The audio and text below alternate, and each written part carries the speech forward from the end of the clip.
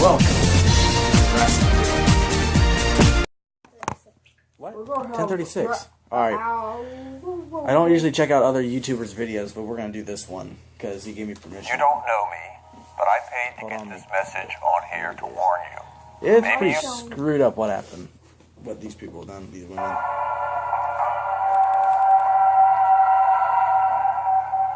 Check out Seriously Strange's channel.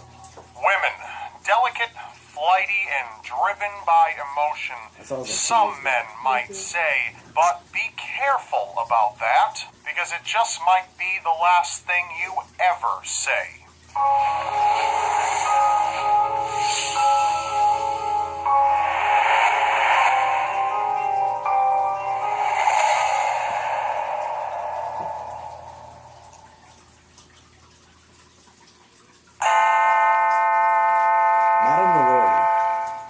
Delphine LaLaurie was a wealthy Southern socialite in the 1800s, and she was an infamous slave owner.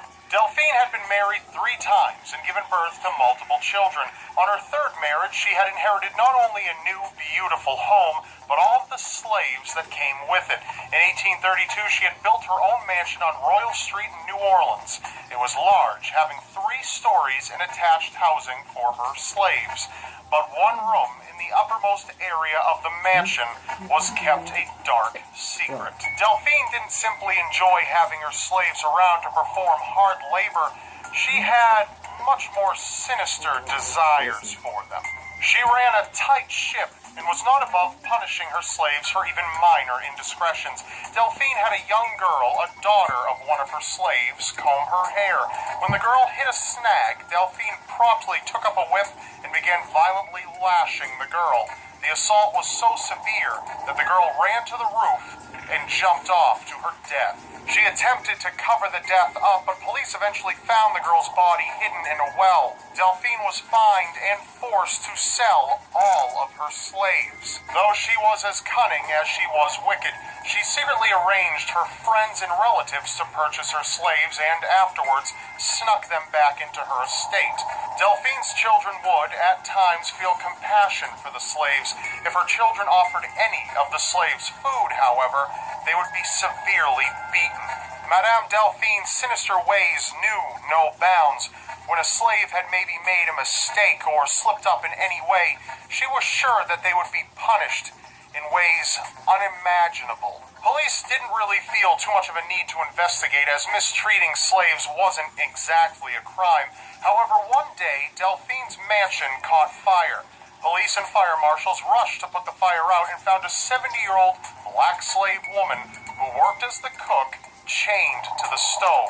The woman was still alive and claimed to authorities that she was the one who started the fire in an attempt to kill herself. She told them that she was trying to avoid punishment. She didn't want to be taken to the uppermost room of the mansion because so many slaves had gone there and never returned. Bystanders who had responded to the fire forced themselves into the uppermost room to be sure everyone was evacuated, but they ended up stepping into a nightmare. Slaves strung up by chains, still alive, suffered beyond measure. Some of them had amputated limbs, some had their limbs stretched out until they tore, some had their mouths sewn shut.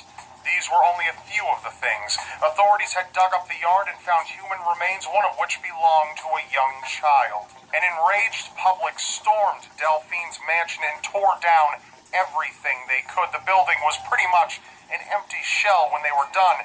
She was forced out of the country and fled to Paris to avoid persecution, where she lived out the rest of her days.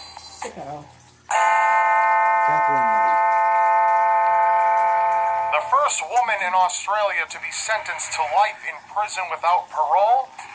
Yes, that would be Catherine Knight. Catherine lived an unfortunate life growing up. She was the victim of much sexual abuse from family members until she was around 11 years old. She grew attached to her uncle, who had been the only person to show her kindness, until he committed suicide in 1969, when she was only 14 years old. She was devastated by the loss and claimed that his ghost would often visit her. Catherine was a girl destroyed by her past, overall described as a pleasant person, she would often break into murderous rages. Those fits would tend to come to surface over the most minor of incidents, and as she grew older, they came more and more often. By the age of 16, she was working at what she referred to as her dream job. She would cut meats for a local slaughterhouse. Eventually, she was promoted and given her own set of butcher's knives, which she hung up everywhere she ever lived, in case she ever needed them. Eventually, of course, Catherine would come to find love in her first husband, David Kellett. But not even love could subside Catherine's unstoppable rage. Even on their wedding night, Catherine attempted to strangle David. Her reason? He fell asleep after only 3 rounds of sex. David was a drunk and often liked to spend his time drinking at the bar, and Catherine was okay with this, but only if he was at home by a certain time. One night, however, David wasn't home in time. He had stayed out late playing darts with his friends, and upon his arrival home, Catherine, pregnant with his child, clubbed him over the head with a frying pan after burning all of his clothes. David scrambled to escape and managed to get to a neighbor's house before he collapsed.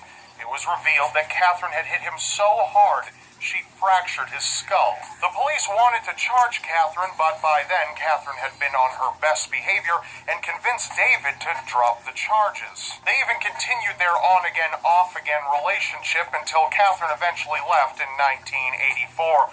But don't you worry, she was yet again to find love. She met David Saunders in 1986, and amidst the terrible relationship, she slit the throat of his 2-month-old puppy simply to show him what would happen to him if he ever decided to have an affair. She then, in proper fashion, clubbed him over the head with a frying pan. Her new husband, much like the last, just didn't know when to throw in the towel.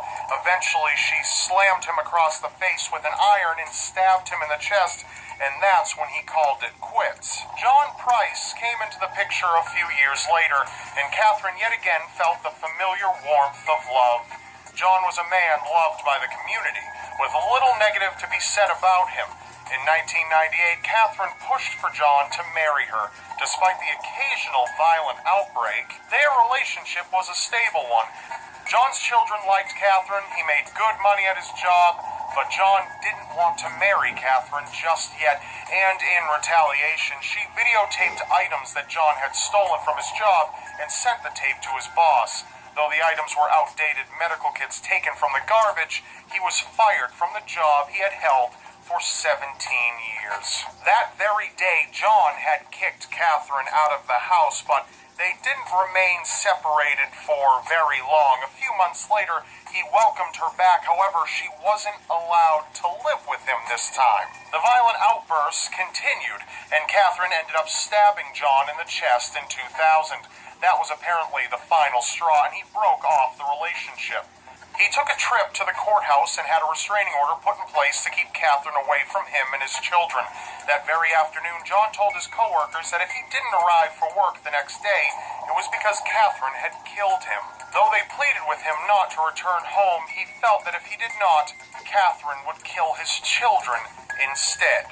Surprisingly enough, a piece of paper wasn't enough to keep Catherine at bay. When John eventually returned home, he realized that his children had been sent to stay at a friend's house by Catherine. Catherine did come to John's house that night as he slept. At some point in the night, she took one of her knives and stabbed him in the chest. John snapped awake and struggled to get away, trailing blood throughout the house, but he couldn't escape. He bled out just shy of the front door. Death, however, was not enough for Catherine. She went on to commit an atrocity that made all of Australia tremble. John had been stabbed 37 times. Using all of her skills she had learned at the slaughterhouse, she skinned John's body and hung the fleshy suit from a meat hook above the door leading into the lounge. She decapitated him and sliced off some meat from his body and cooked it with vegetables. The dining table had 2 settings, one at each end, with a small note beside each plate. Written there were the names of John's 2 children.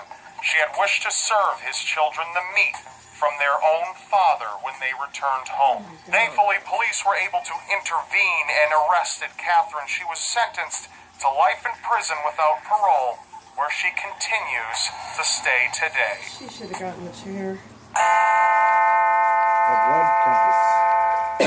Elizabeth Báthory, known as the Blood Countess, is a dark memory in Hungarian history. Elizabeth was born into Hungarian nobility in 1560, and even from a very early age watched as her father's officer abused the peasants who lived near the father's estate. When a thief had been captured by her father, his punishment was something Elizabeth would always remember. Elizabeth's father had a dying horse retrieved and its stomach sliced open. The thief was forced inside the horse's gut and was sewn up and left to perish along with the horse. Not only was she exposed to violence at a very early age, but she was also exposed to the fact that her family condoned it, and one powerful lesson stuck in her mind: the life of a peasant was meaningless. As Elizabeth came of age, she was married and had a number of children, but her life was anything but normal. Inside her heart grew an insatiable rage. She lacked empathy for others. She desired blood. That being said, Elizabeth began offering well-paying jobs to the daughters of local peasantry. Excited and eager to make a living their families never could, they would make way for the castle. But what awaited them wasn't a job, but a nightmare. Elizabeth was nobility. She had anything she could possibly ever ask for. However, torture remained in her desires, and she would be sure that she would have it. Elizabeth would trap the young girls as they arrived and inflict immeasurable pain onto them. She would push needles through their lips and under their fingernails. She'd cast them out into the freezing snow naked and douse them with water so they'd freeze to death. Some witnesses claimed she would even strap the girls down and bite the skin off of their faces. The list went on. She would torture these poor girls whenever and wherever she could. Some accounts even claim that she would force some of the girls to cannibalize themselves. A popular legend, though unconfirmed to be true, was that Elizabeth discovered through her numerous sessions of torture that the blood of the young girls resisted her skin from aging, so she would fill up a tub with their blood and bathe in it. Eventually, however, Elizabeth's cravings would have her overstep her bounds. Peasant girls weren't the only ones Elizabeth would order to be taken. In time, she even began abducting the daughters of higher-class citizens. This drew some unwanted attention. In 1610, Elizabeth's castle was raided and she was arrested, along with her accomplices, though due to her nobility, she never saw a trial. Instead, she was locked away in a single room with only slits for air and food, where she remained until her death 4 years later. A popular paraphrasing claims, "Hell hath no fury like a woman scorned, but whoever said the woman needed to be scorned, she might just unleash that fury for fun." That's all for now. Remember, you may not believe it, but anything is possible in a world so seriously strange. I'm Rob Dyke, and I'll see you next Wednesday, so be sure to subscribe, because you won't want to miss it. Nasty. So you said Walker style? Yep. Look. She has Daryl's shirt on. Yeah. Daryl Alright, I'm gonna put this up. Remember to like and subscribe, guys. Thanks for watching. Stay tuned for more videos. Look at the camera. Oh, come on now. So which one was the worst one? The first, second, or the third? What? First one was the chick with the slave. Second one was the one where she fed the meat to her kids. Third one was the vampire chick. Oh no, they're pretty bad. They were all morbid. Now I've heard of the one. I think the first one was the worst. She chained them up. The one with the slaves, where she chained them up and cut them apart and all that. Stretched them apart. The first one was the worst, but the second one was That's probably the They're worst. all just nasty. She inflicted more harm. The second one, she outright just killed him. He probably didn't suffer that much. What? He bled out. You don't really. Well, it probably hurt, but not as much as having your limbs torn apart. Will you still be alive?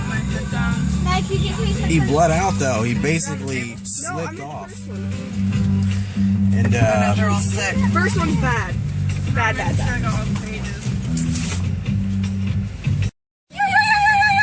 Oh my gosh. I'm gonna copyright Yee. Yee. I'm gonna Fine Brothers Yee. Fine Brothers Entertainment, yee.